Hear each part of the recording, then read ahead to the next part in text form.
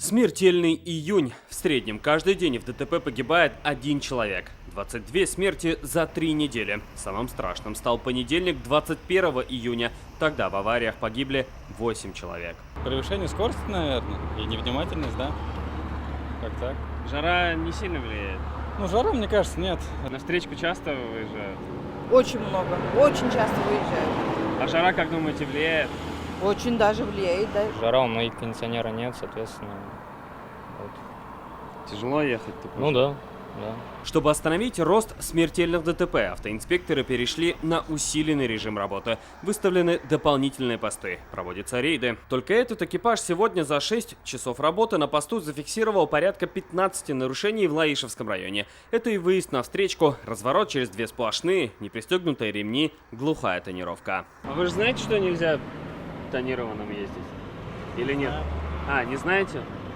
А на правила когда сдавали? В каком году? А? Давно. Давно это когда? Очень давно. И так всю жизнь ездите тонированным. А не боитесь ночью, например? То, что собьете кого-то, не увидите. Почему не пристегнулись? Блин, не знаю, забыл. Обычно пристегиваетесь. Да, конечно. А сейчас торопились или в чем? Конечно. Да выехал недавно, недалеко отсюда. Загружался. Основные виды дорожно-транспортных происшествий – это выезд на полосу встречного движения, нарушение скоростного режима, наезд на пешехода, управление транспортными средствами водителями, не имеющими права управления. Еще одна негативная тенденция на дорогах республики. С начала года идет рост количества ДТП с участием детей. 10 погибших, более 200 раненых, всем меньше 17 лет. И в большинстве случаев они были пассажирами. В прошлом году 4 погибших и 150 детей с травмами. Накануне в аварию попала семья с 3 детьми, 1 погиб. Причина ДТП – выезд на встречную полосу. ГИБДД республики выступила с предложением внести изменения в законы. Обязать перевозку детей на заднем сиденье до 9 лет, в детских креслах, а на переднем до 12 также.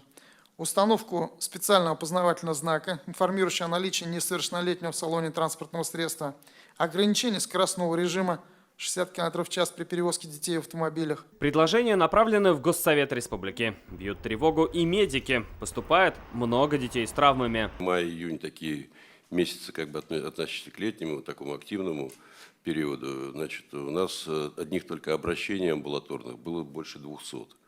Это дети, которые пострадали в связи с катанием на самокатах и велосипедах. Каждый 10-й ребенок был госпитализирован. Изменить ситуацию могут только родители, обеспечив безопасность своих детей. Салават Мухаммадуллин, Александр Лобанов, ТНВ, Казань, Лаишевский район. Закажи рекламу на ТНВ. Телефон в Казани 5 705 100.